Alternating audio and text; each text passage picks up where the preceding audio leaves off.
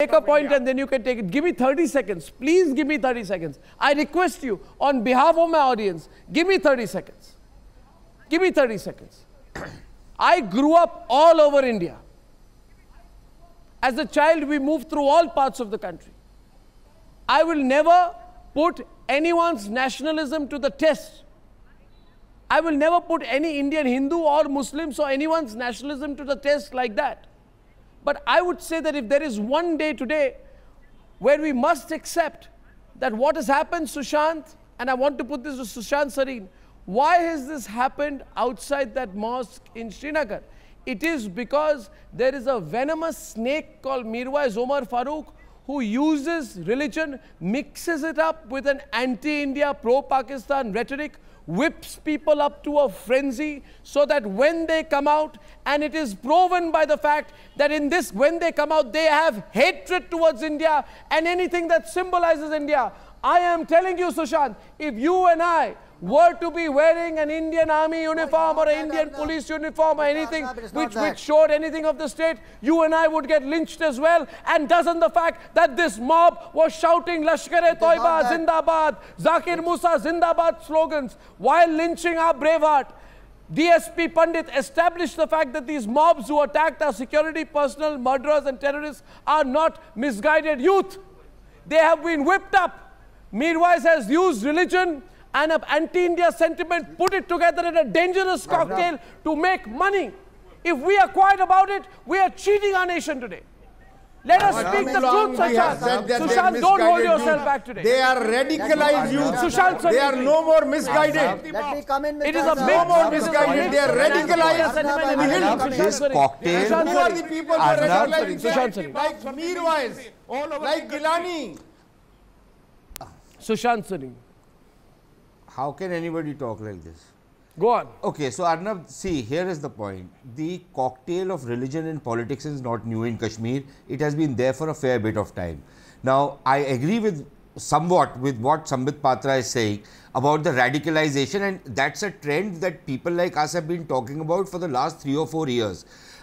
Even longer. The problem has been that successive governments have really done nothing about it. Now, it's all very well for Mr. Sambit Patra representing the BJP to talk about what is happening in Kashmir.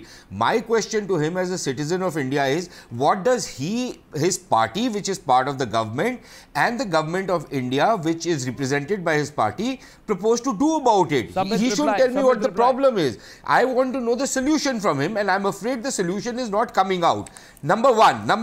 Let me just put a couple of other points, please. Go on. The second point I want to make is, it is all very well to say that the government has abdicated its responsibility, and I don't agree with it. For a very simple reason, that action is being taken. A lot of casualties have taken place of the terrorists. There are encounters taking place on a regular basis.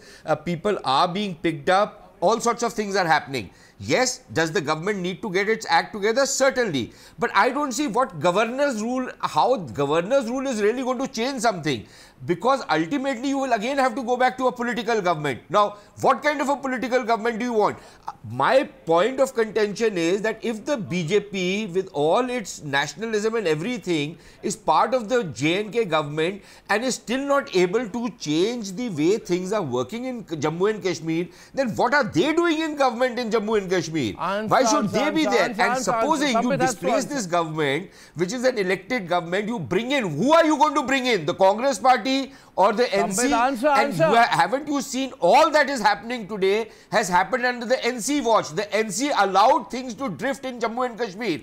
The third point I want to make, and where I want to join issue with Mr. Rahmani is, he gives me the Pakistan logic. When he says that you don't take the Kashmiris into your hearts and minds. How does India take Kashmiris into their hearts and minds? They are given representation in everything in India. They are given special educational facilities. They are cracking the civil service examinations. They are cracking all sorts of other competitive examinations, and they are being accepted open-heartedly by all Indians. If they, and this is the Pakistani logic, that you still have not accepted the existence of Pakistan. Yeah. This was the Muslim League logic that Mr. Rahmani represents out here. When he talks in these terms, in these binary terms, are not the solution. and that is my problem with his logic. Mr. So when Rahmani, he talks that we don't accept, who is he to pass a judgment on whether we accept the Kashmiris with our hearts and minds? I can't hear Mr. Rahmani. Yes, Mr. Rahmani.